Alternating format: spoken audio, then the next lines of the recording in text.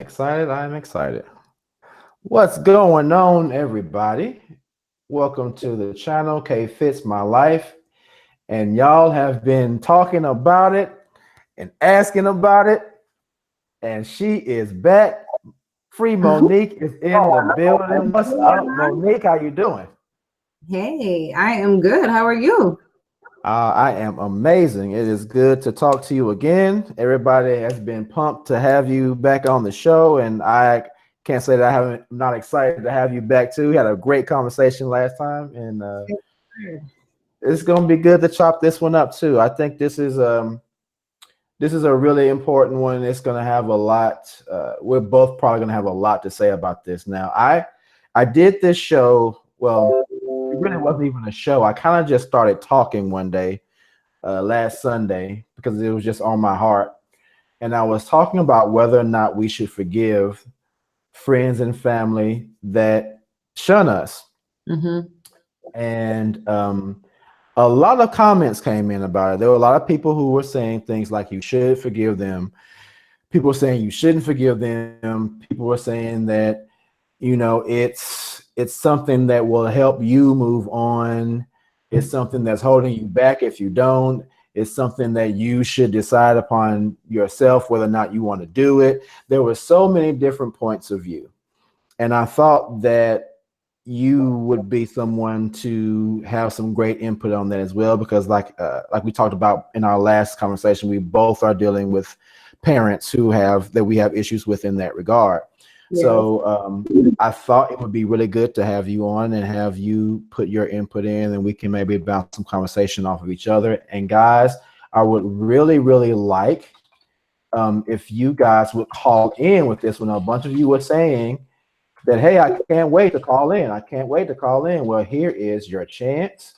So Monique and I will talk a little bit, and then we really want to open the lines up so you guys can call in. So if you have something to say about your relationship with your friends, family, whether or not you're forgiving them, whether or not you're choosing not to forgive them, if you have forgiven them, how that makes you feel, yada yada yada. Just let us know. So yeah, Monique, what do you think on that topic? How is that topic hit with you, and what is your view whether or not you should or shouldn't forgive people who have shunned you?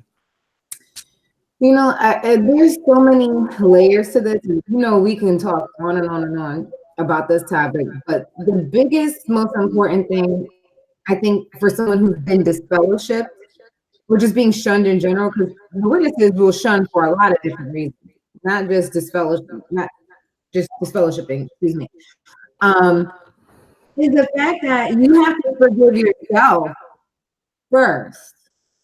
You have to forgive yourself for even being in that disaster, catastrophe slash organization slash preparation, right? Like that within itself is work.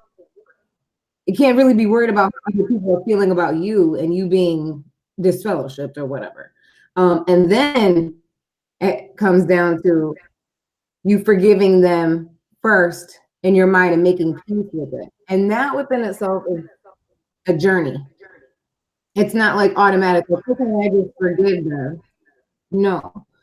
Um, it comes down to peace. Hmm.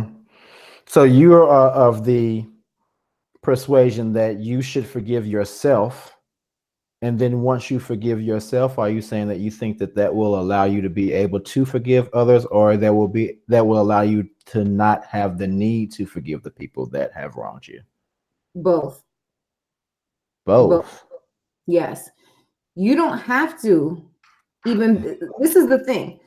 They have put disfellowshipping on you, this organization, right? Like you can't be disfellowship unless you allow them to disfellowship you, if that makes sense. Like Mm. in my mind, the way I look at myself, I don't look at myself as a disfellowship Jehovah's Witness. I am Cherise Monique Salam. Like that's it. Like they have nothing to do with me. I have nothing to do with them. They tried to put a title on me. That's like as if I were to used to work for Burger King. I no longer work for Burger King. That's it. It's really that simple. But these people will put this title on you, and it's like these Burger King workers still want to look. side eye. Like it's crazy. It makes no sense. It's just silliness. You know, you're not part of the club anymore. So what? To me, disfellowshipping is the people who's in that group. It's their problem. It's not mine. Mm. Yeah, I was at the store the other day and I saw a quote unquote elder that was studying with me a long time ago. Happened again. I saw him. He walked right by me. Still haven't heard from my parents. Still haven't heard from anyone who knows me. And I was talking about that on the show I did the other day. I'm pretty positive that the life of my parents is going to go and leave, and I am Mm. not going to know. I will not know at all. I think Mm. your point though is really really valid because I think a lot of us as XJW still carry around that scarlet letter of disfellowshipping, and Mm. it's a great burden. But if you don't if you don't carry that burden around, then you don't really think about it in the same way.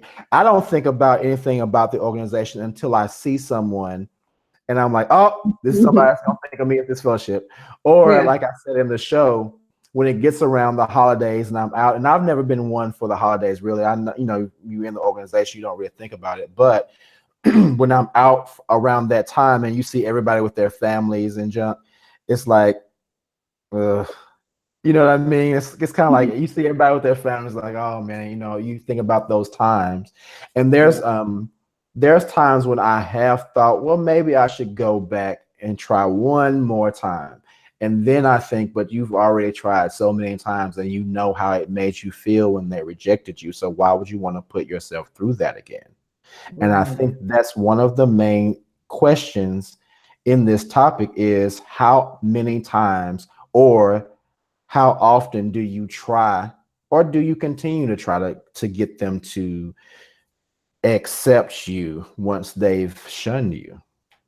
I can tell you my personal experience where I have gone through with this and continue to go through with this. So my mother, as you know, is a witness, right? Mm-hmm. When I first got quote unquote disfellowship, I was texting her and reaching out to her a lot. Like still trying to like hold on, you know. And she would play so many games with me. I mean, at first it was, oh, you know, oh, Reese, you know, and then next minute she disappear.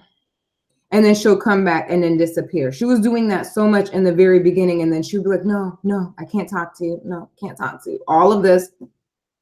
And then as time went on, I would just drop her little messages without needing a response from her. I would say, I just want to say I love you. I just want to say I love you. Because I felt like that was my duty as just her daughter. Bump the witness stuff, it was about me and her, right? Mm-hmm. Even though she's playing games with this witness stuff. So then it got to the point now, more recently, like within the past 2 years, I'm not playing that game with her. I told her, I said, listen, this whole disfellowshipping thing is your problem. Is your problem. Okay. You're not going to come in and out of my life out of convenience. We're not doing it anymore. I'm grown. Okay. Mm-hmm. You're my mother. I respect you, but we got history and we have some really deep history. Okay. And I'm Mm-hmm. not playing these games with you. I'm grown. So either you're in or you're out. Like that's it. And if you're going to be in, understand I have rules. Okay. If you're going to be in, we're going to be peace. We're not talking about Jehovah God, Jesus Christ, that organization / disaster. We're not talking about it. I don't want to be side eyes. I don't want to hear about, I wish you were with a brother. We're not doing any of that stuff. Okay. So, because every time because she always finds a way to try to slip it in. Oh, because the end is coming. And I just go berserk. Like it's a trigger for me. So I told her, I said, we're not doing that anymore. But more recently, she's gotten really negative. And she did something recently in the family that was very hurtful to just everybody. I mean, this was like beyond like not normal stuff. And, you know, in true witness fashion, she went into, you know, Jehovah hates this. So, you know, and decides to take that stand. So I said, you know what? I'm done with you. Like, I'm done. When you decide you want to come back to earth and be normal, perhaps we can have a conversation.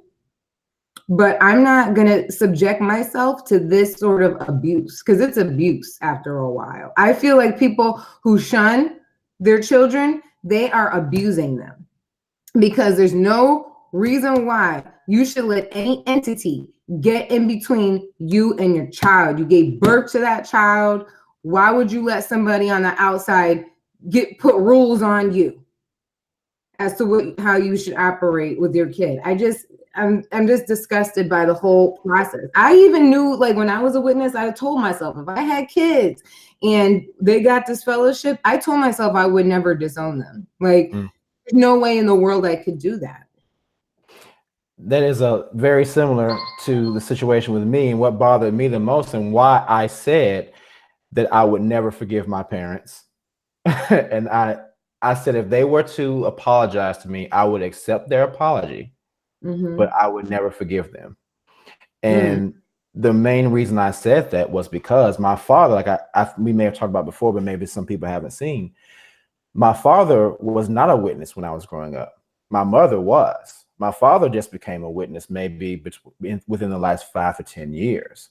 So the entire time I was growing up in the organization, my father was, to my mother, was an unbelieving mate. And some of the elders in the congregation would even talk to me about my father and say, hey, you know, your father is not a witness. You shouldn't really, you know, listen to the things he says. You should watch your association with him. They would tell me things about that. And I would say, I really don't give 6 damns about what you're saying. This is my dad. And I loved my father. I looked up to my father greatly. My father was a great father.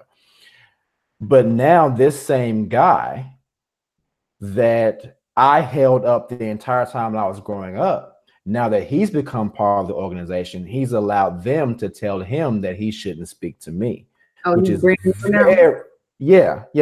which is very hypocritical to me. I'm like, for real?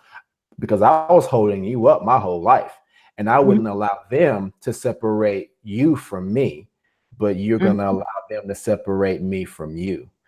That is why I say I wouldn't forgive him, because I feel that no matter, and there's a degree of brainwashing and indoctrination that is in there, but at the same time, I was in the same brainwashing and indoctrination as well. And I wonder, at what point do people say, you know what, there's still some you in there, and you still have the ability to decide whether or not to do something to someone. And the fact that I was able to say as a child, I will not allow you to take my father away from me, that he can't say as an adult, I will not allow you all to take my child away from me.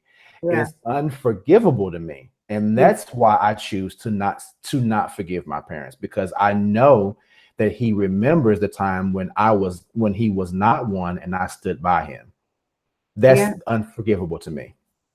I feel you. I feel you. I mean, it's no different than, you know, when parents have these backup relationships with their kids. You know, they lie to their kids, they manipulate their kids, you know, they do all kinds of things.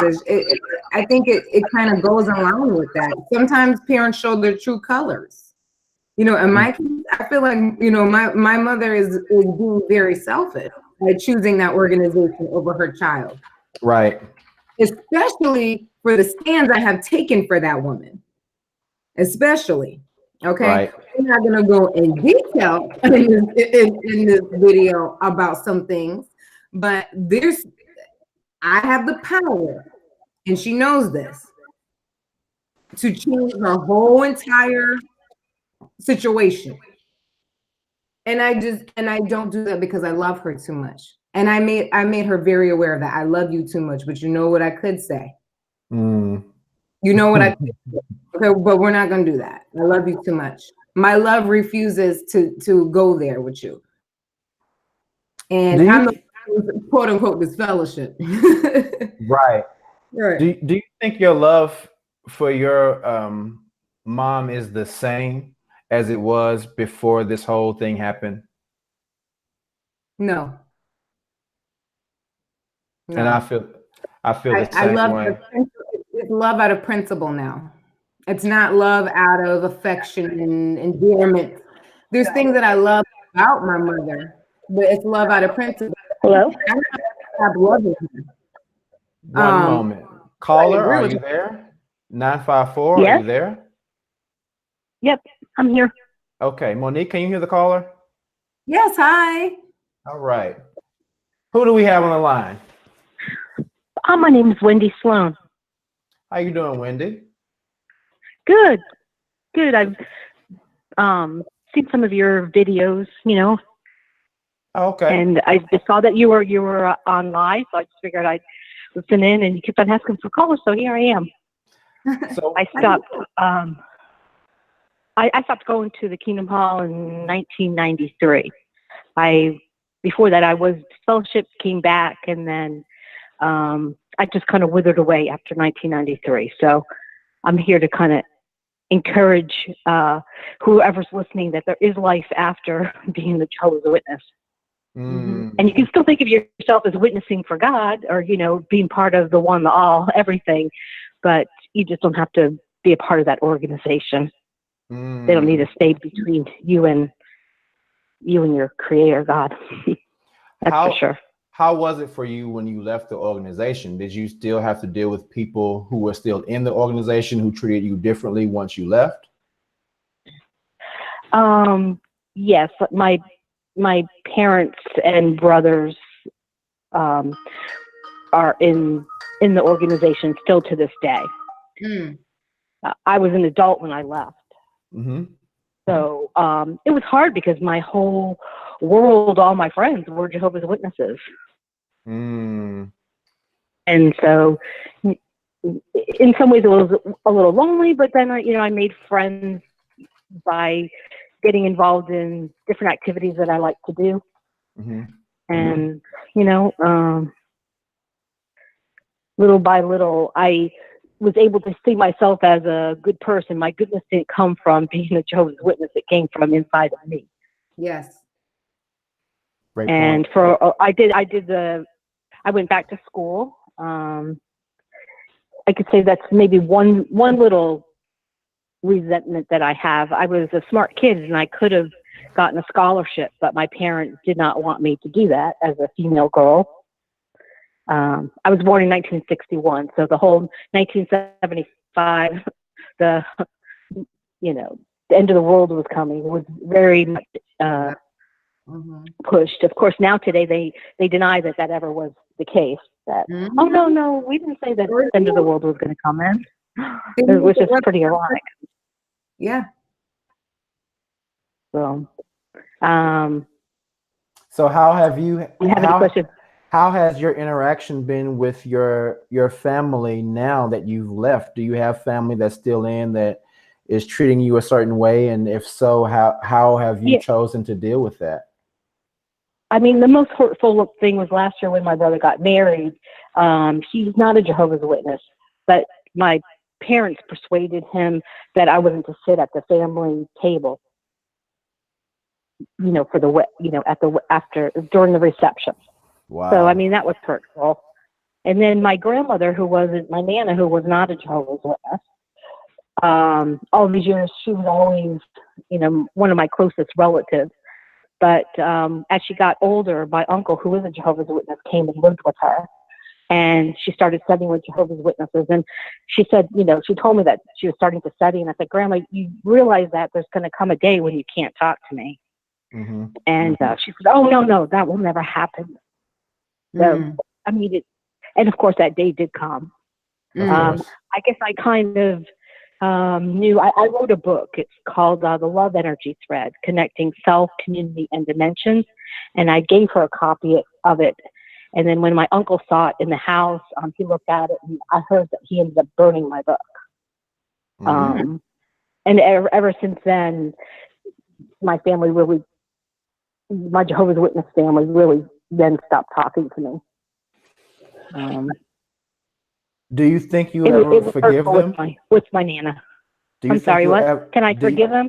Yeah. Do you think you'll be able to forgive them? If they were to come to you and say, we are sorry for what we did and we want to, and if you thought it was a sincere apology and they were truly repentant, and I think that's a huge part of it. People can say they're sorry, but unless they're really willing to turn away from whatever they were doing that was really bothering you, I personally don't think I can accept it. But if they were, do you think you would be able to accept their apology and go forward with them, or do you think it's more for you, or do you think forgiving them would be something that would help you or not? Yeah, I'd say even at this point of time, I do forgive them because I understand their beliefs. But it's still hurtful, and so I no longer ingratiate myself or try to win their approval, or those conversations, even at those occasional family get-togethers, was always like, what do you they'd always want to know who you're dating or what are you doing. They'd always have a little dig about, even like do you have health insurance? Like little digs about anything. My profession now, I'm a massage therapist and I'm also a hypnotist. And so I've helped many people using that way of working and coaching and counseling. And when I was going to speak at a conference, my mom just gave me the riot act. Why are you doing that? Why are you doing that as a profession? You know what Jehovah thinks about that sort of thing. So I don't want to put myself to have to defend my thoughts, my beliefs, or kind of censor myself when I'm around them. So it's just as easy not to be in their presence. But I can forgive them, but I'm not at this point, because I know how they feel about things. I don't go over my parents' house. I haven't talked to them since my brother's wedding a year ago. Well, can you forgive? Can you forgive your parents? Who, me? Yeah. No. No. Because you said you can't, because before your dad was a Jehovah's Witness and you still acted kindly towards him. Correct. And treated him with love. And now that the table's turned, I understand where you're coming from. For me, I just feel like they're just like mind control. They'd have to change their belief, right, for them to ever want to accept or be on the same playing field as we are. And they're not ready to do that. It's a valid point. So, that's why I wrote the comment, is the scripture in the Bible, don't throw your pearls before swine. It took me many years before I realized, hey, wait a second, that applies to me. I don't need to be given my good love and my energy and my knowledge. They should be knocking on my door to ask me, like, how did you learn all this stuff? Or why are you doing what you're doing? But they're not curious. They're stuck. Mm-hmm.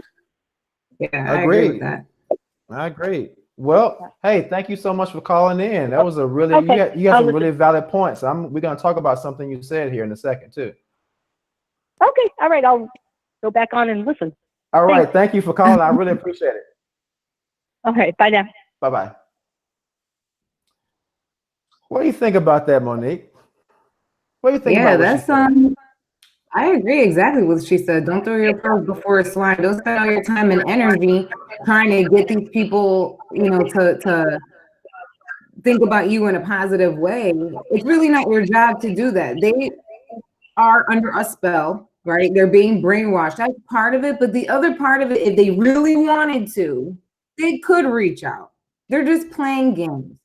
They're just playing games with their emotions. They could. Okay.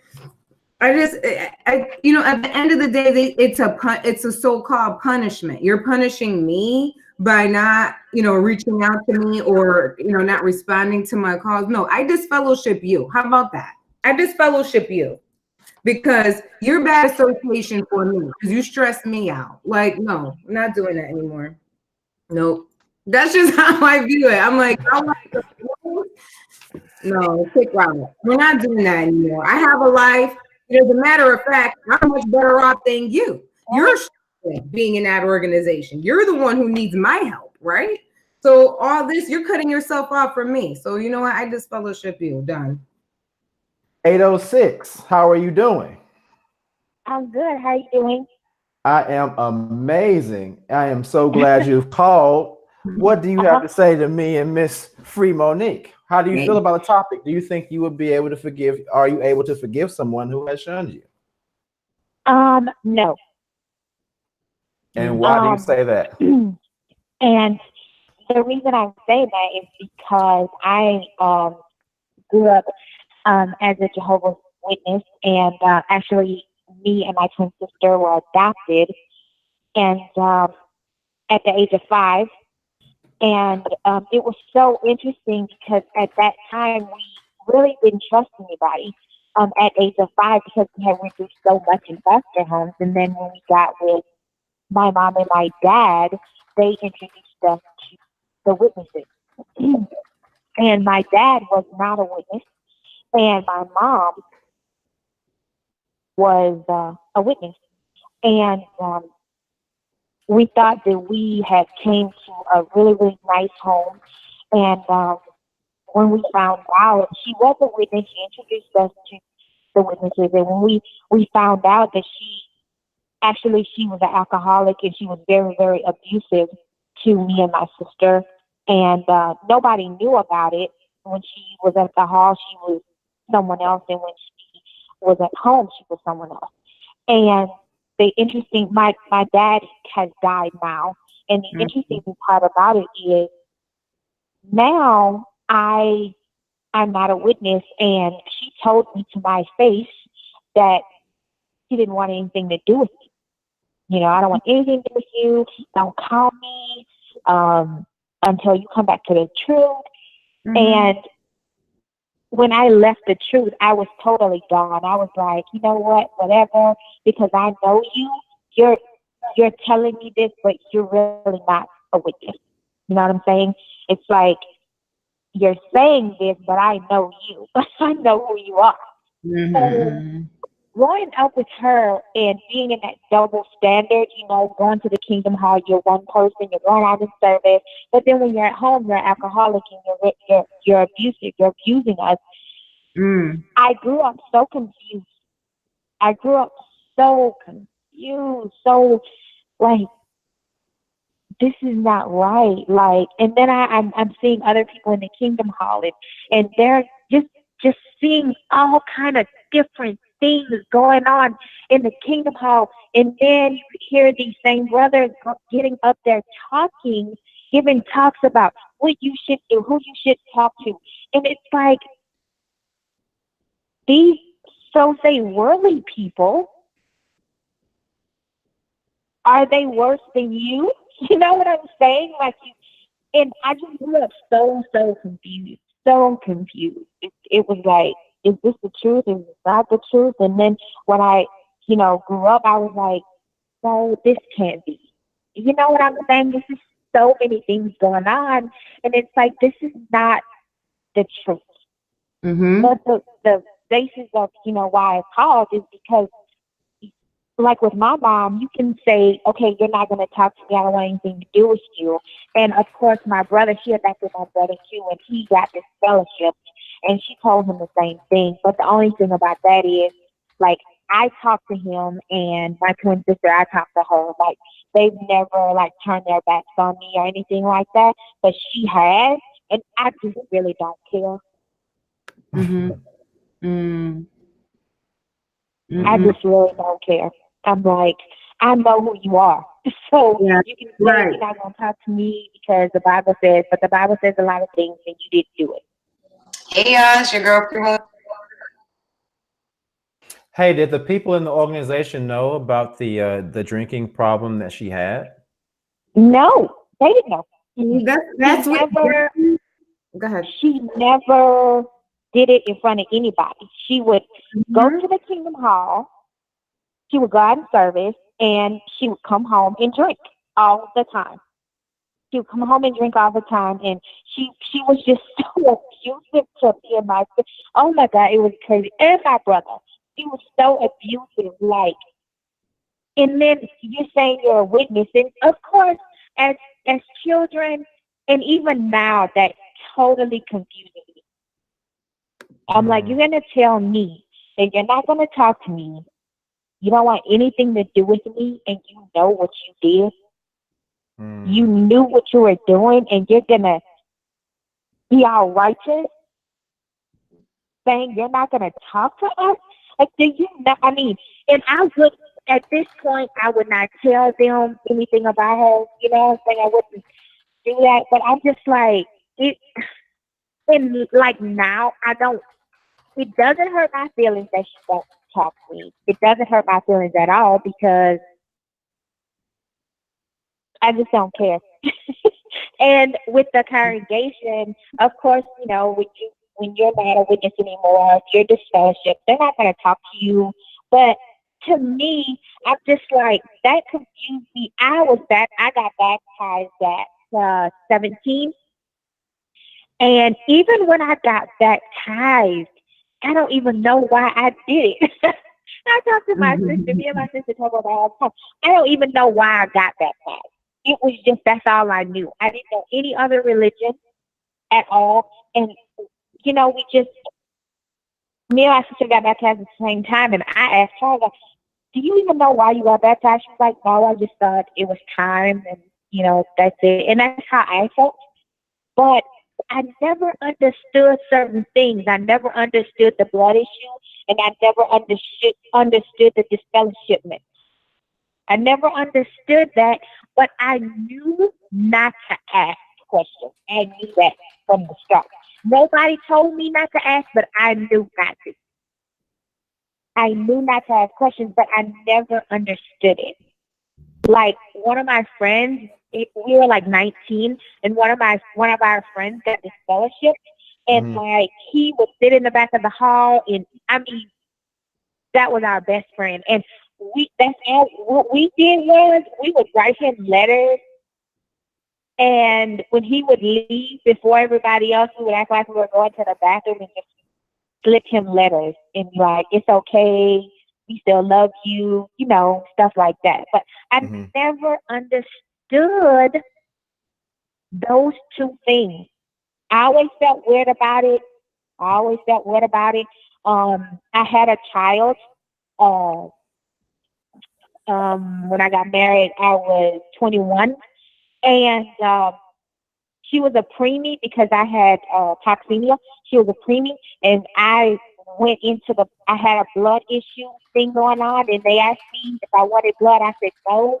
And at that time, I did not know why I was saying no. But if I would have died at that time, I wouldn't even understood why I passed. I wouldn't even understood it. With my daughter, it was so crazy. They kept asking us if we wanted blood for her. We were like, no. The liaison committee came in, and they like kind of took over everything, saying, you know, no blood, blah, blah. They were talking to the doctors. It got so bad that the doctors were like, we don't want to talk to you anymore. We don't want to talk to you anymore. We want to talk to the parents. Wow. And, you know, they talked to us. My husband was like, no blood, blah, blah. It was just crazy. But, of course, she had to go to court, and, of course, they gave her blood. I mean, she was a baby. That's good. Of course, they gave it to her, and I was thankful.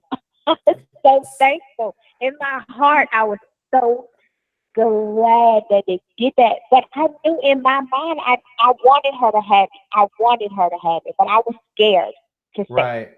Well, I'm glad. I am so glad that worked out well, man. For real. Thank you so much for calling in. We are great to hear this. Hey, if anybody else wants to call in, we are going to have the lines open. So thank you so much for calling in. And we're going to open the lines up so somebody else can call in. Thank you so much for calling. Thank you. Okay, thank you. All right. Bye-bye. Man, there's a lot of people that have a lot to say. That is so much. That's so appreciative. So let's take this next call. 313, you are on with Monique and K Fitz. What's going on? Nothing much. Thank you guys for, you know, letting like an outlet. I'm like enjoying what I'm seeing. I'm glad I found you guys on YouTube. So I'm really happy because I feel like I'm not the only one going through all this. Thank you. What's your name? So far as like I grew up Jehovah's Witness since I was 5 years old. I stopped going when I was 15. I'm 39 now. But growing up in the organization, I always felt something wasn't right. And I always questioned everything. And my mom never really could give me an answer because I always questioned, like, where the dinosaurs come from? And, you know, as far as dating, going to college, she could never really give me an answer. She would just always refer me to, you know, the young people ask book, or she never could fully answer, just push it to the wayside. But I never got baptized.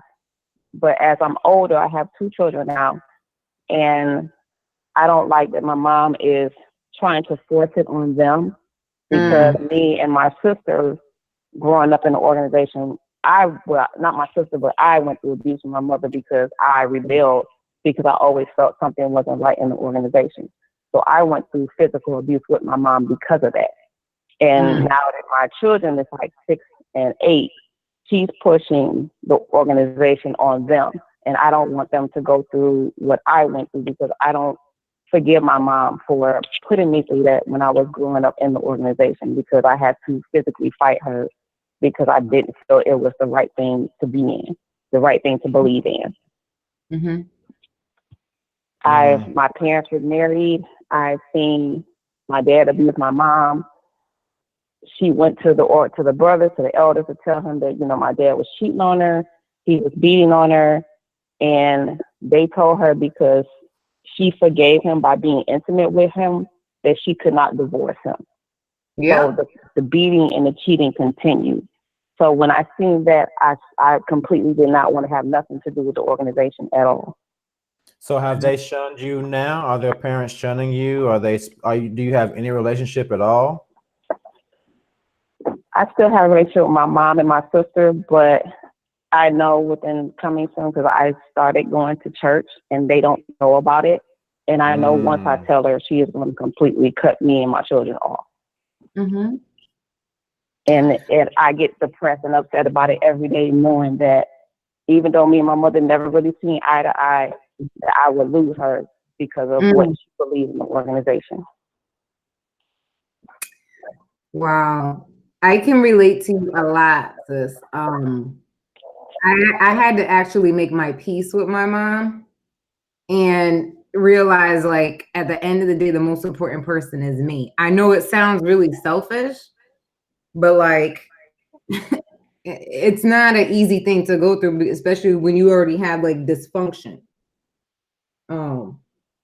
But at the end of the day, the most important person is you. Exactly. All right. So this is painful. So it's kind of hard, because I'm trying to figure out how to go about telling my mom that, you know, even though I haven't been going to the hall, even though that's her belief, that I don't want to have nothing to do with it, and this is the choice that I made for me and my children. Yeah. But I know with that decision, I'm going to lose her, because she feels she respects the organization more than she cares about me and my children being in her life. Yeah. Yep. And that's the thing that makes it hard for people to be forgiving. I think it really relates to how I feel as well, because it seems like, okay, you care about these people so much. You've never even talked to these 7 dudes. You never had a conversation with them. You don't know them personally, but you're allowing them to tell you not to speak to your children. That's a very hard pill to swallow. You know what I mean? It's very difficult. Right. And that makes it really hard to be forgiving to someone. I'm like, really? You're not going to talk to me? I came out of your balls and from your vagina, but you can't speak to me, but you can speak to these people. That's very difficult. It's very difficult. So I understand. Yes. Exactly. All right. I know once that happens, I probably will never forgive her. Exactly. What were you saying, Monique? I was just saying, I really feel her pain. I feel her pain. I'm going through that right now. I have no idea if my mother is watching my videos. If she is, she has already cut me off. And I don't know, because we're not on talking terms right now. But I had to make peace with myself once I started making videos and say, you know what, the most important person is me. I can't, she's like an anchor, like a weight holding me down, because I am not able to like forgive her and go through all these emotions back and forth with her, trying to please her, you know, not be a quote unquote apostate in her eyes and all this. I can't live my life like that. My dad, I have a great relationship with him, and guess what he does every Easter? He's at church. So I'd rather be with him in a church at an Easter, not really because of the holiday, but for him, you know, to bond with him, than to have a relationship with her. And that's the sacrifice I'm willing to make, because at the end of the day, she does not support me, who I am, what I'm about, and she really is not loving. She's not a loving person today, and I can't be living with a weight around my neck because she doesn't approve. You know, that's what it comes down to, is their approval. Why do we have to live for their approval? It's not fair. Not Great fair. point. We're not children anymore. We're grown adults. Yes, I share her DNA, but I'm a 34-year-old woman. Can't live for the parents like that anymore, you know? Hey, 313, thank you so much for calling. I really appreciate your call. We're going to free up the line and have another caller, but thank you so much. And please continue to watch. If you want to call back, okay? All right, 917, are you there? I am in the building. What's going on, 917? Who am I speaking with? Who is this? You're speaking to Razor Sharp. All right, Razor Sharp, you are on with me and Free Monique. What do you have to say? What's up? I just wanted to, I listen to Free all the time. What's up, Monique? What's up? Yeah, so what's actually the question? Because I have a lot, but. All right, so the question is, can you forgive friends and family who have shunned you? So you know what happened. I mean, can I? I can now, because. Or I think the actual question is, should you forgive friends and family who shun you? I think you should. You know why? It only hurts you in the long run. True. If the greatest, what makes people more fearful of you is success. So you don't technically have to forgive them 100%, but if they see you're doing successful, that hurts them more. If that makes sense. I know it's hard. I know it's hard for a lot of people, but so my situation was, I was brought up from 2 years old in it, right? I never liked it, especially once I got to my teenage years, 13, 14, 15. So I was basically forced to go to it, you know, to the Kingdom Hall. And then I got to the age, you know, my father was like, well, as long as you're under this roof, you know how that goes. Right. You're going to go as long as you're under this roof. So, you know, I had friends, a little older friends who were disfellowshipped. They were like 20 years old. I was like 14. I couldn't talk to them. And I would always talk to them when I saw them outside of the hall. And I was like, what's that about? That doesn't even make sense. So with me, what happened was in high school, the coup de grace was I was brought into the meeting with the elders, whatever it is, the three elders. Okay. And I was like 18. This was like 15 years ago. I was 18, and they're like, Brother Cox, we discovered you. They said you were seen with a young lady in your car at 8 o'clock in the morning. And I'm like, what are you, the police? Like, what are you talking about? Yep. And by the way, my father is in this meeting because he's the elder. Okay? So he's one of them in the meeting. So I'm looking at him and I'm like, and I really forgot what they were talking about. I was thinking back. I was like, what are you talking about? And I was like, oh, I was giving her a ride to school. Mm-hmm. But just so happened I wasn't talking to her. Like, you know what I mean? But like, what do they know? Like, he said, just so happened yeah. I was talking to her. We Yeah. know it was going down, but they didn't know that. Yeah, yeah. Just so happened it was going down. But I'm like, at first, like it was like, you know, after the meeting, I go to the meeting, my Bible, the whole nine. I have no idea what you're talking about. And I'm like, oh yeah, I was giving her a ride to school, dude. And they're like, well, and then on 8 o'clock in the morning. Prior to this, like I was already going through stuff at home with my father, and I was on the basketball team. He came and dragged me off the court. Whoa! Literally, dude. I'm on the court. He drags me off the court, not his hand, but he came on the court, dude. It's meeting night. What are you doing here? And I knew, so there was I was done at that point. So by the time that happened, this whole thing happened in the meeting with the three elders. And they're like, well, you know, a girl in your car can lead to other things. Oh, God. Let's go to Corinthians. Oh, God. Chapter 11. And I was like, I stood up. I was like, no, you guys go to chapter 11 in Corinthians. I'm out of here. So I walked out. I was getting ready to walk out, and he was like, Brother Cox, you forgot your literature. I was like, no, I didn't. And by the way, Dad,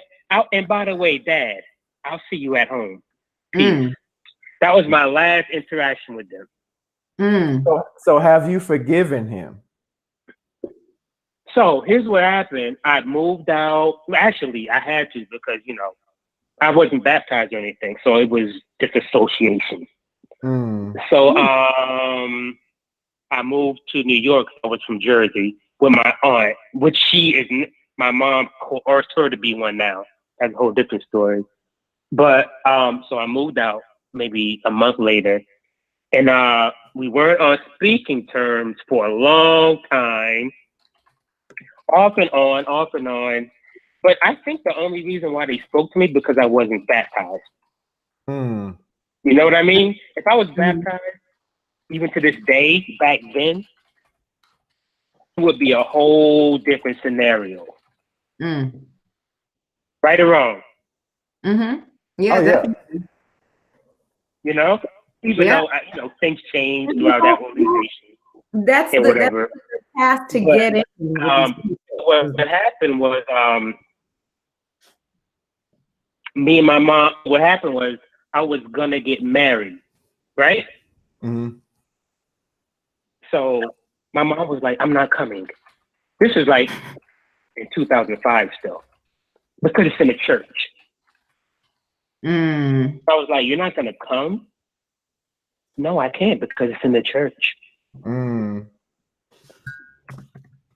So I didn't speak to her after that, even though that didn't work out.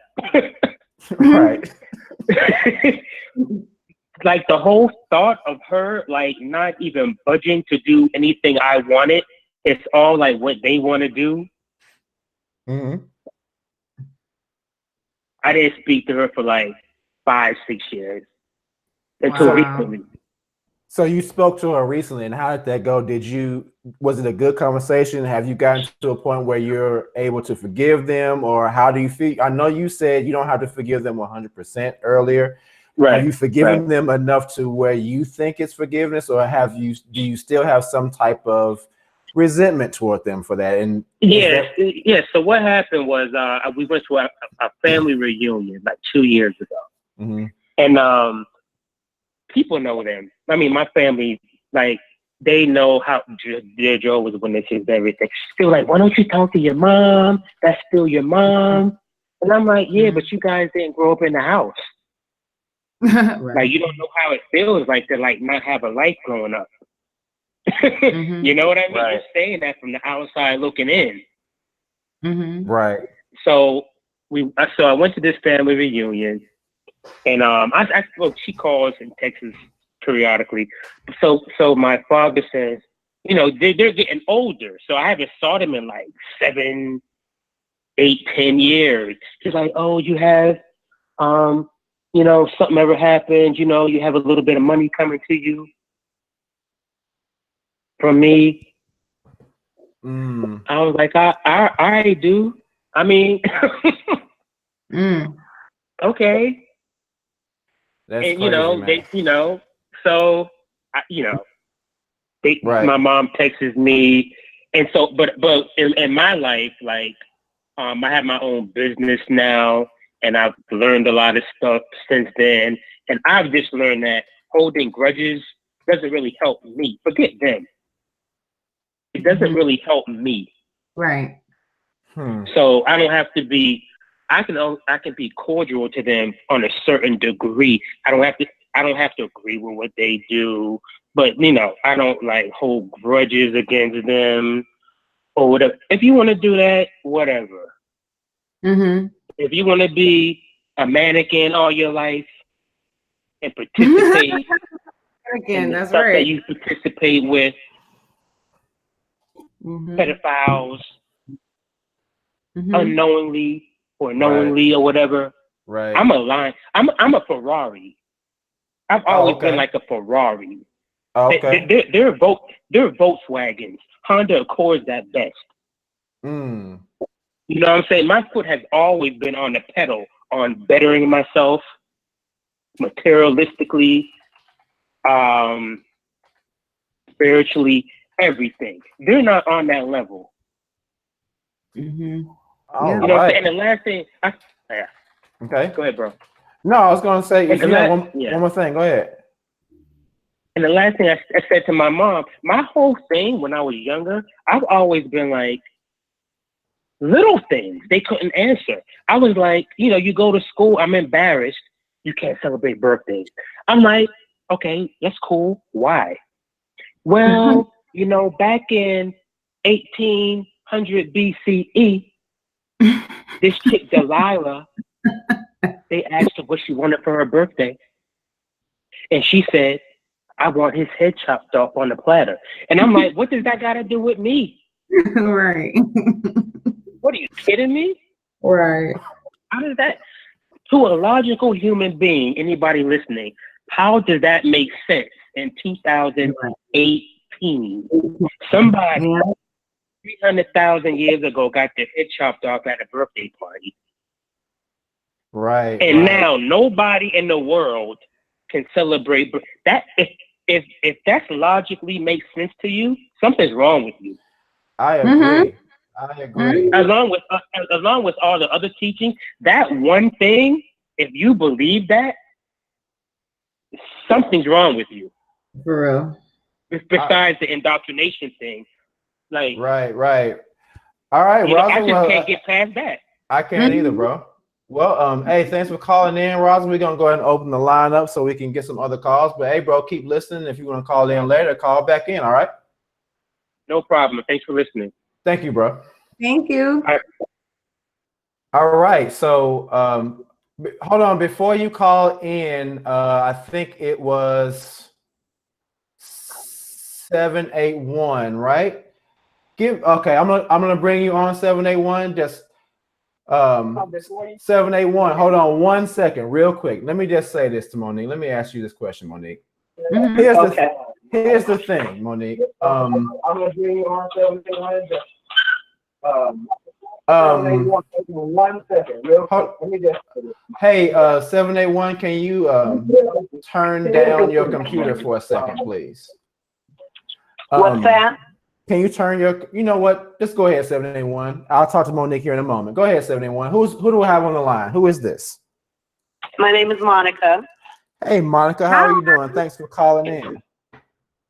I'm doing okay. Thank you for having this show. You and Monique. I watched both of your YouTube pages, and you both have been very helpful. Oh, thank you. Thank you for coming through. But in terms of your question about whether you should forgive your friends and family. Mm-hmm. I kind of go back and forth with that, me personally, because I have family in the organization as well. And, you know, my disfellowshipping was complicated. It feels like it happened twice, but in the end, in the beginning, I was really upset, and I just blasted them. I couldn't understand how they could just abandon me and just drop me. Like I just couldn't. My mind couldn't accept it, and that caused me problems. And you know, but fast forward to today, I'm not saying it's not a problem. It's still obviously upsetting, but when I see them, and they don't shun me completely. They have a very watered down version of our relationship, and it's almost worse. But basically, they seem so broken to me now. They seem so unlike the strong people I knew, and it's really sad. And so I can't stay angry with them for only but so long, but it does come. If they catch me on the wrong day and I'm just feeling a certain kind of way, you know, I have to verbalize my feelings. But I don't know, it's a personal thing, and I forgive them sometimes, and sometimes I don't, and I allow myself that freedom. Agreed. I agree. I think that is a good thing to do. The issue I have, forgiveness is such a weird thing for me. Forgiveness is, in my opinion, something that is very precious. And a lot of people say you forgive not for them, but for yourself. But I don't know if I agree with that statement.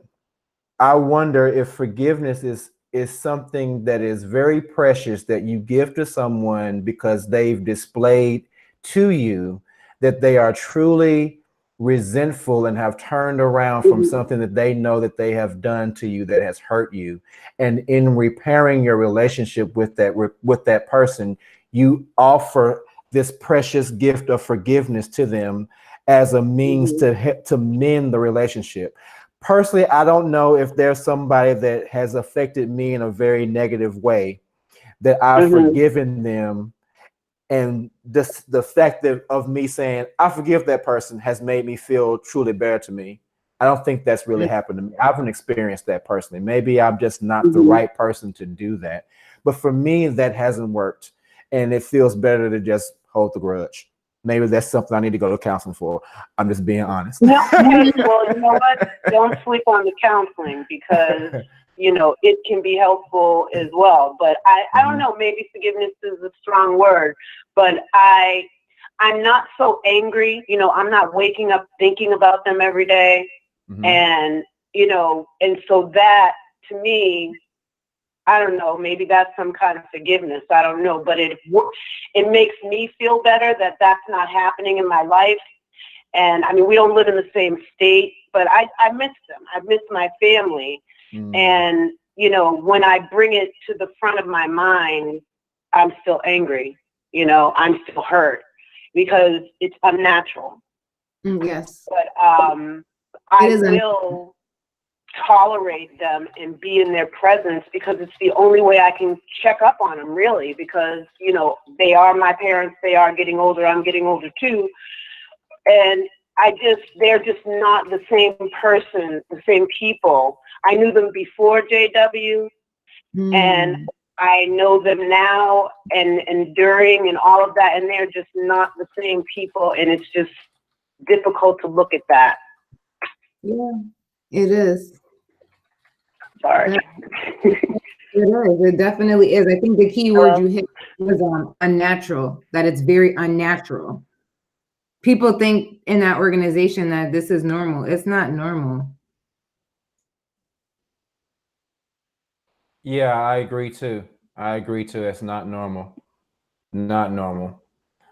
All right. Hey, Thank you so much for calling in. Let's continue to talk about that topic. You made some really good points. So we're going to continue to talk about it. Thank you so much for calling in, Michelle. Monica, thank you. Thank you for your time. I'm sorry, Monica. Thank you. It's cool. So, Monique, that is a very, really quickly, guys, I didn't even realize this, but Monique brought it to my attention.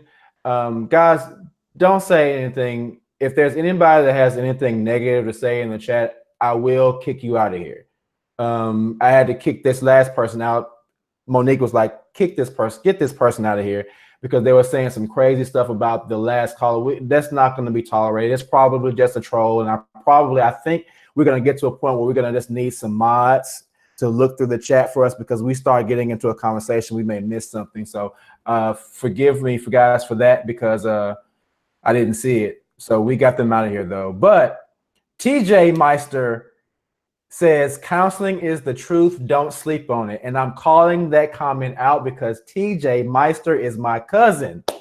And I've saw him on his birthday recently, and I don't get to see him very often. So it's good to see him here. I love my cousin. It's him and one other cousin. I don't get to see them very often, but it's good to see him in the chat. So love you, cuz. We gotta get together in game here real soon, bro. We gotta set that up. So anyway, how do you feel about forgiveness itself, Monique? Do you think that it's something that helps you for doing it, or is it something that you should use or that you should extend to somebody that deserves it simply to try to mend the relationship with that person? I think it really depends on why and what. I mean, again, I think the disfellowshipping is a big made up thing. So it's like, what am I forgiving here? I didn't do nothing. You know what I mean? Like at the end of the day, like the biggest thing that needs to be forgiven is me forgiving myself for putting myself through that disaster. And that's it. You know, me allowing someone in my life and taking up any type of space in my heart, that's a different story. I don't know if that's considered forgiveness or if that's just considered me being open. It's like kind of one in the same. Do I want to allow this person in my life? Do I want to allow my heart space to be open for them? Or do I just want to put them in the associate box? I mean, that's really what it comes down to for me. What really does forgiveness mean? I guess that's the question.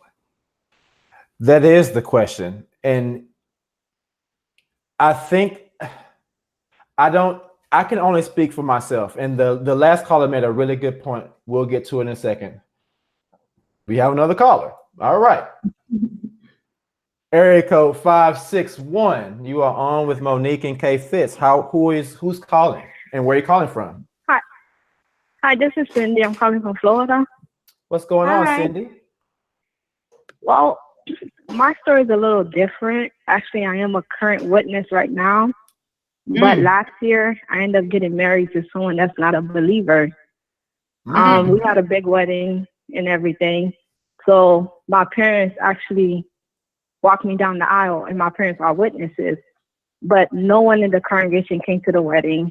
It was like maybe 3 or 4 witness friends that came to the wedding. I was dating this person for a year or 2 before we got married, and I never told anyone in the congregation. So after I told the elders 2 weeks before the wedding. So of course they were mad and stuff like that, but I had to do that to protect myself, and I had to forgive them for them not coming to the wedding, even though they felt like I betrayed them. They felt like I did something wrong or whatnot, but it's like, what's the whole purpose of me telling you guys I'm getting married when I know y'all can't even come to the wedding, you know? So I thought it was weird because I thought I was going to get this fellowship, but they didn't disfellowship me or anything. They didn't put me on any type of restriction or nothing like that. So I don't know. It's just weird, like the way they handle stuff, and it's like the rules changes.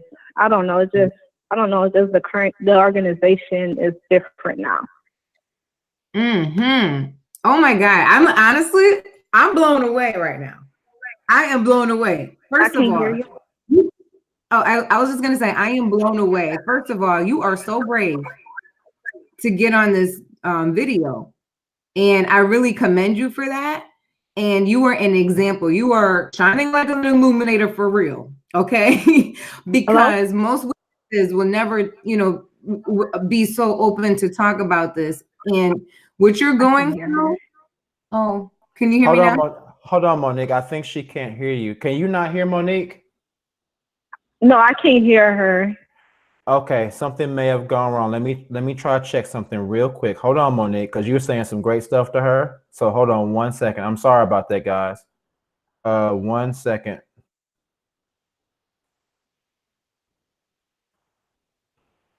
Monique? Yes. Say something. Can you hear me? No. Hold on.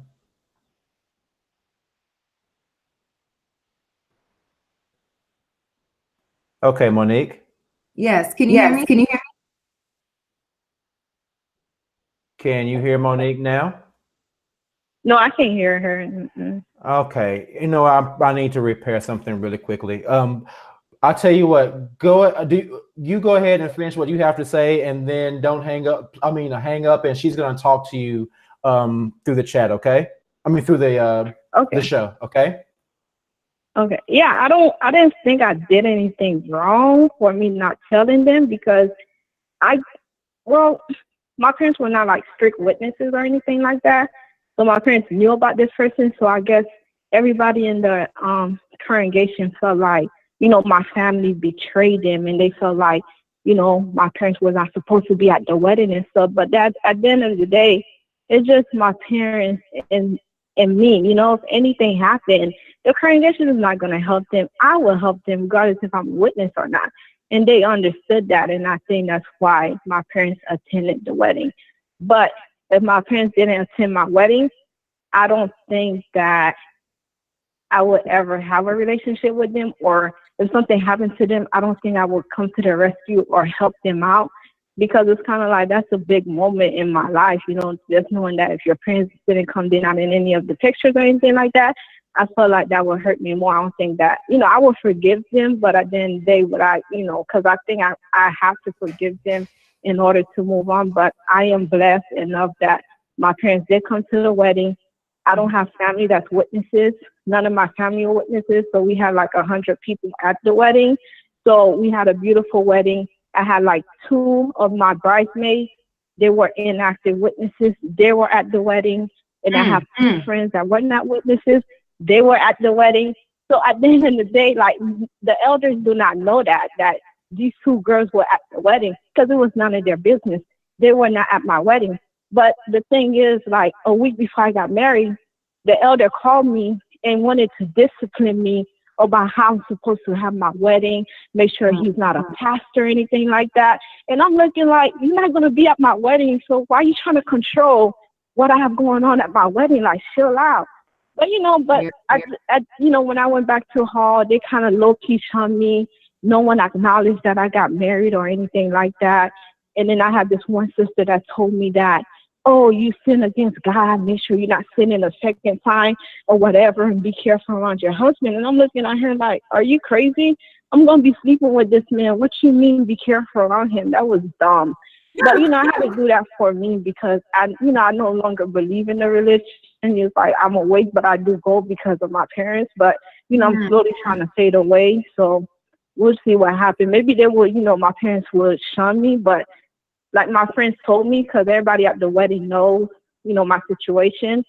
So my friends told me, like, I don't think your parents will shun you. They love you, da da da. I don't think they will shun you, but I don't think they will. But you never know what witnesses is like. You don't know what goes through their minds. You never know. You never know. You No, never know. You don't. Monique has a lot to say to you, so I don't know. No, but it's good stuff. Monique, can you say something now? Okay. See if she can hear you. Hey, can you hear me? Hey, I follow you on YouTube. Can you hear me? She's gonna talk. Yeah, I can hear her, I think. You can hear her? Yeah. Good. Hey, I just wanted to say you are so brave, and I really, really appreciate you speaking on that. That is amazing. First of all, everything that you just said just shows like how authentic you are. Like you were marrying out of love, not because of some brother in that organization and they assigned somebody to you, right? And two, like this whole thing about the shunning, you know, like look who was at your wedding. It was nobody that was a witness. They were people who genuinely wanted to support you. Everything is based off of rules in that organization. And you just came here and gave your testimony and gave proof that this is what really happens in that organization. People are afraid to speak about that stuff, afraid. And here you are, and you're saying this is what it is. Like, this is what we go through. So I really like appreciate you speaking on that. Yeah, because it's funny because I had like 3 friends that came from Texas, and I only knew these girls for 6 months, and they came to my wedding. And you have people that were literally 20 minutes, 15 minutes away from the wedding, and they couldn't come. Why? Because the society told them they can't attend the wedding. But they want to get mad at me because of the decision I made, and I found that to be so weird. So yeah, it is very weird. Yeah. And then I think like after I got married, this elder texted me talking about, oh, you sin against God, blah, blah, blah. And I gave it to him. I really gave it to him. And then he even had the nerve to tell me that I won't see my dead sibling because I got married to an unbeliever. And when he told me that, I told him this conversation is over. I delete his number out my phone, and I never spoke to that man again. Good for you. And even when he saw me at meetings, he know not to say nothing to me, but I did move away. So I haven't spoken to him, and I blocked him out my life because that's kind of crazy for you to bring my dead sibling into something because you're telling me stuff and it's not sticking. So you got to hit me where it hurt. And that was very painful because my brother been dead for like 8 years and he couldn't come to my wedding. For you to say that, it just shows what kind of people they really are. These people don't know what love means. I thought that was really hurtful. Even him, he was like, oh, I knew I was out of line, whatever. And he apologized. I didn't accept his apology. And I deleted him out my life, and he knows not to talk to me because he knows Yeah, that's crazy.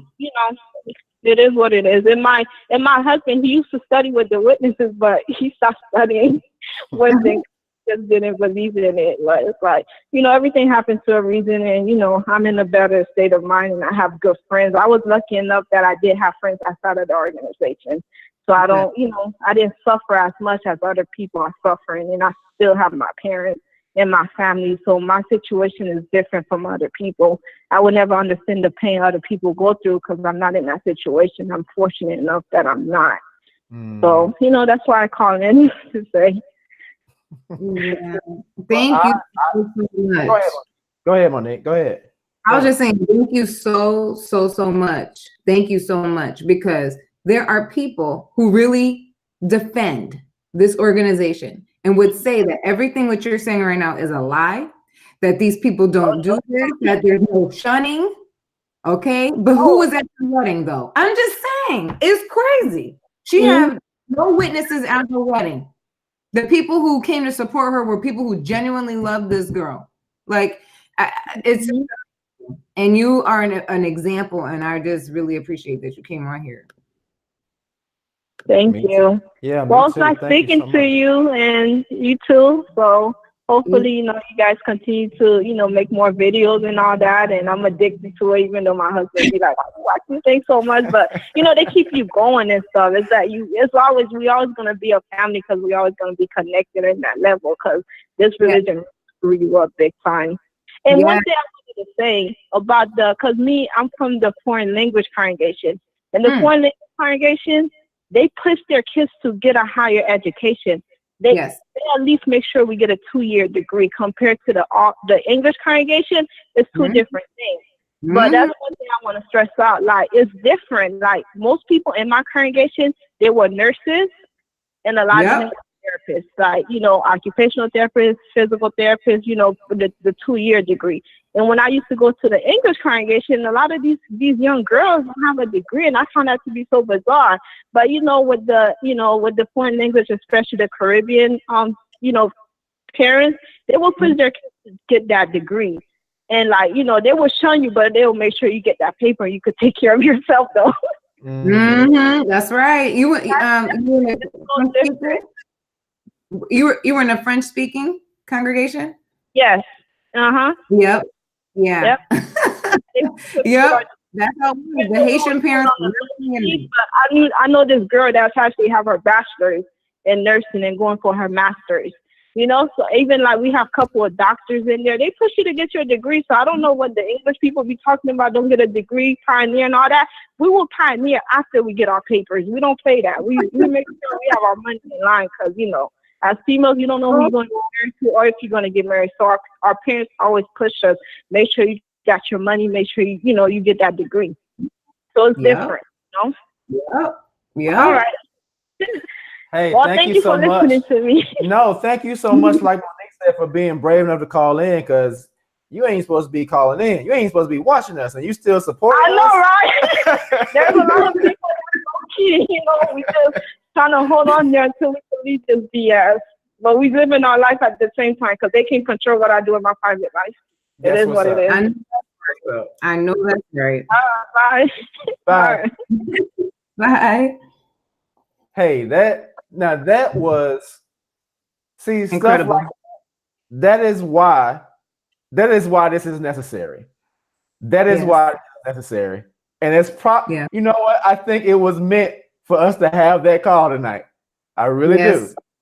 And I there's another call. Let's take this next one. All right. You ready, Monique? Yes. All right, let's go. All right, we have area code 347. What's your name and where are you calling from? Thanks for calling. Hi. Oh my gosh, I'm so happy to be able to call because I had to go to sleep really soon. But I'm calling from New York. My name is, I'll just say Stacey just for some sort of confidentiality. Gotcha. And so listening to the last caller, I relate so much to her because only a few months ago I was emo and I'm from a foreign congregation too. And just to give a brief story, I pretty much grew up around witnesses my whole life. My parents are not, but an uncle is. And I grew up really close to his family. I would go to meetings with them, conventions every summer. I've lived pretty much both lives. And whenever I came to a point where I wanted some religion in my life, I always said I'll go to the Jehovah's Witnesses. To me, I thought that they were somewhat the true religion. And I got so many warnings from so many people. I remember being in college and my professor, she said that she grew up as a witness and she called it a cult. And I remember raising my hand and saying, no, it's not. My family, they're Jehovah's Witnesses and I'm around them all the time. And no, it's not. And I would defend them. I would be one of those really annoying people that I get annoyed with now that would defend the organization that really don't know anything about it. And a few years ago, I made the decision to get baptized. And when I got baptized, that's when I saw it for exactly what it was. And I said, what the hell is this? Like, what did I get myself into? It's beyond controlling. I wanted to go to medical school. The lady that I studied the Bible with said she played the video, that film with the kids that wanted to play football. And I didn't go to medical school. I did another, I went to nursing school instead. At least I did that. Just being pushed to pioneer. It was just so much. And not until recently, I really had to decide whether I was going to stay in for fake friends and controlling family members or live an authentic life. And I chose me. I knew I had to, I did research. I was on YouTube and listening to people like John Cedars and both of you too. And I told my cousins, I'm like, you guys, I don't believe in this. They came over to my house and went over everything, like every doctrine with me. And I tried to reason with them. And these people are so blind. They are so brainwashed. It's unbelievable. Yes. And for that reason, I know that they love me. And I know that the only reason why they would even push me to join is that they really think that it's the truth and they want me to be in paradise with them. And there's no reasoning with these people because they're so far gone. And even though I'm not even disfellowshipped, I'm not even disassociated. I'm only fading, I guess. for a few months now. They don't really talk to me, my cousins, my friends, not really anymore. But I don't have any, while I'm really sad by their rejection of me and like previous people that called and said putting the organization before me, I know how brainwashed they are. And for that reason, I have to forgive them. And I just have to hope that one day, you know, they'll stop eating the green eggs and ham like Monique says, and they will wake up too. Yes. Yeah. Oh, yes. Yep. And that's so crazy. You said you're fresh, like you recently got baptized? I got baptized a few years ago, so maybe a little over 4 years ago. Okay. Yeah. And then I left earlier this year, so I really went hardcore as a witness. I decided that I was going to do this whole life. I thought that even though things weren't perfect in the religion, that it was a really good thing, and I love the community part of it. I think that's what really got me, because I grew up so close to the witnesses, and whenever things weren't going right in life, I always would lean on them, and they were, the whole thing with the what's it called, the love bombing, that got to me. I think that's what it was, the community aspect of it. Yes. But this that I did keep my friends from college, from nursing school, and when I wanted to leave, those are the people that really clung to me and gave me the push to say, you know what, even though I won't have that community, I know I'll be able to build my own. Yes. Own friends and people that will, love me unconditionally. Because even as a witness, I would see people drop like flies. One day you're hanging out, you're partying with this person. The next week you hear that disfellowship, you never hear from them again. And I'm like, what is this? This is not normal. Wow. Yeah. But I think it's a little easier to wake up when you're not so, because I went to meetings here and there younger, but I wasn't raised in it. So I didn't know, part of the outside. I think it was a little easier for me in that aspect. Yeah. Yeah. Agreed. Yeah. I really appreciate you sharing that. It's really hard when you have this like idea in your mind that, wow, they have to have the truth because they study so much. And I think people who, are already studious people, they give that organization a lot of credit and assume that they must have some truth to them because here they're studying, they're doing research, right? And that's what it sounds like what's happening with you, because I went through the same thing. And then once you finally get in there, it's like, oh my God, what in the world? So, yeah, that's crazy. Hey, thank you so much for calling in all the way from NY. Appreciate it. Thank you so much. All right, we're gonna go ahead. Have a wonderful night. You too. You too. I think that's that forgiveness thing, man, and it's really difficult, Monique, for me because on one side, I want to say they're indoctrinated. They're doing what they think is right. But then on the other side, hold on 1 second, 917. But on the other side, your feelings still say, but I'm their son or I'm their daughter. So it's hard to get past that indoctrination factor when it's pointed back at you. It's easier to say they're indoctrinated, but then when it's taking them away from you, it's harder to rely on the fact that they're indoctrinated as a way to not as a means to say forgive them because they're indoctrinated. It's much more difficult when it hits home with you. It is, and what's really sad is unfortunately this type of setup with shunning, it's like this organization will force you to see people's true colors when it comes to that. Yeah. And it's very sad because you have to deal with that reality. Like, damn, my mom actually doesn't even care about me as a person. Like, this is crazy. That Scientology documentary was really eye-opening because there was a mother in there who refused to give into Scientology's rule regarding her son.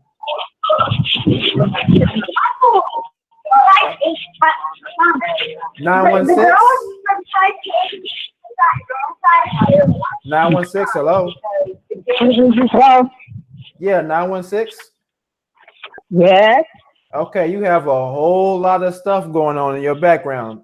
Okay, let me close the door. I got my kids. Hang on. Okay. Don't come in here, you guys. Thank you. Okay, can you hear me okay now?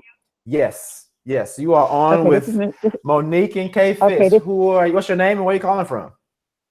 Michelle, California. Okay. Hi, this is Michelle Martin. Oh gosh.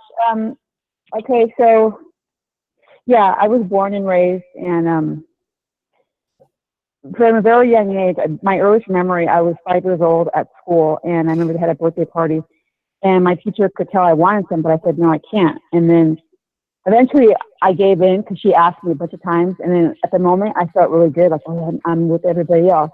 But then afterwards, I felt like guilty, like God's going to kill me. And then I would have like bad dreams. I went home crying to my mom, and she comforted me. But then, so fast forward, I get baptized at 16, not because I honestly wanted to, but kind of like pressure from my parents, you know? And kind of like that's what the rest of my siblings were doing, so then I did it. And then, of course, at 19, you know, did some stuff I wasn't supposed to do, got this fellowship. So I said, okay, I'm going to try to come back. So I remember I was going to the meetings, and the night I was going to get the fellowship, I wanted to be next to my family, sit next to my mom and dad. And then my mom said to me, oh, now you want to sit with us? And so that just kind of tells you what kind of mom I have. So, yeah, so I did it because, of course, I miss my family. So then I was on the straight and narrow for a long time. And then, you know, I'm human like everybody else. I messed up again. I told on myself like Monique did, you know, just because, you know, you're trying to be real with yourself. And so then I got the fellowship again. And this time I was out for a long time. And then I came back, and by this time I was married, kids. And then finally, like in 2004, that's when I started what you call it, fading. Then 2005, I just stopped completely. Then I just moved away, started a new life. And then when I came back to my town, I said, okay, maybe I should come back to the truth, you know, thinking like, okay, I messed up big time. Let me come back. Try to come back. I was just going to a Sunday meetings, and then the elders were like, oh, it's so good to see you. You know, can we just chat with you? Just want to see how things going. So, you know, I told them, yeah, I'm working, taking care of my kids, my family. And then halfway through the conversation, they said, oh, we just want to let you know this is a judicial committee. And then that was it, the fellowship meeting. And yeah, so I felt like that was like a trap, like they tricked me. I mean, because if I had known it was a judicial meeting, I would not have gone. Because at that point, my mom, my dad, everybody was still talking to me, you know? And so now it's like, yeah, so I'm the fellowship. My mom, she won't talk to me. The few times she does talk to me, it's like, when are you coming back? Don't you want to see your dad again in the resurrection? Don't you want to see your brother again in the resurrection? And I'm just having a hard time right now. Like, I want to go back just for her, but then it's like, I don't know if I can do that, because then I'm not going to be real to myself. You know what I'm saying? Right. Wow. So do you think you would really be able to go back to the organization? Because you sound like, of course, you completely disagree with the teachings of the organization.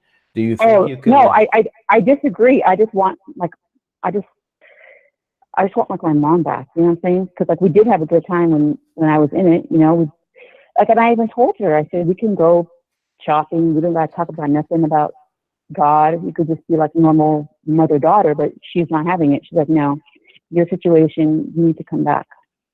And I just want a relationship with her, and that's not wrong. That's normal, you know. But right. I don't know. I don't know. It's just yeah, because yeah. Anyway, so like there's a scripture in the Bible where it says like, how can a mother forgive her own baby that she loves she loved the child that she bore. Even if a mother should forget her child, like, I will not forget you. So whenever I get a chance, I'm going to show that to her and see what she says.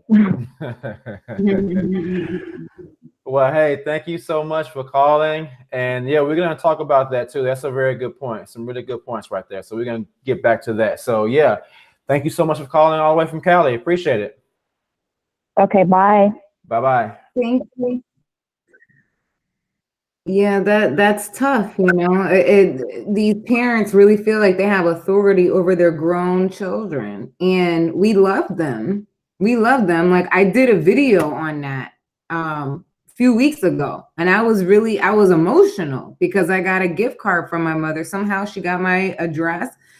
You know, I moved to a new place and she found out and she decided to send me a gift card, but I still have to remember, even after getting that gift card and getting emotional, at the end of the day, it's not fair for her to put an anchor and wait on me and constantly play games with this organization with me. Like, oh, you can have me if you join the organization again. It's not right. That's not right. You shouldn't have to, it shouldn't be such conditional love. And I remember saying that when I first left, wow, this is really conditional. It's just not right. I agree. It's dangling the carrot in front of you. Well, you can have everything back the way it is. You just have to live unhappily for the rest of your life so we can be happy with having you back. Such an unfair thing to do. Not right. It's not right. Yeah. And would they do that for you? That's my biggest question. Would they do it for you? They are unwilling if you said themselves in an uncomfortable position for you, but they want you to put yourself in an uncomfortable position for them. And you're right. That's incorrect. That's not how it works. Right. And that's the issue, really. Well, guys, I think we both have early days tomorrow. I'm here in the Ville and wherever you are. And we got early days tomorrow. So we're going to go ahead and wrap up. We're still doing our show tomorrow, right, Monique? Yes.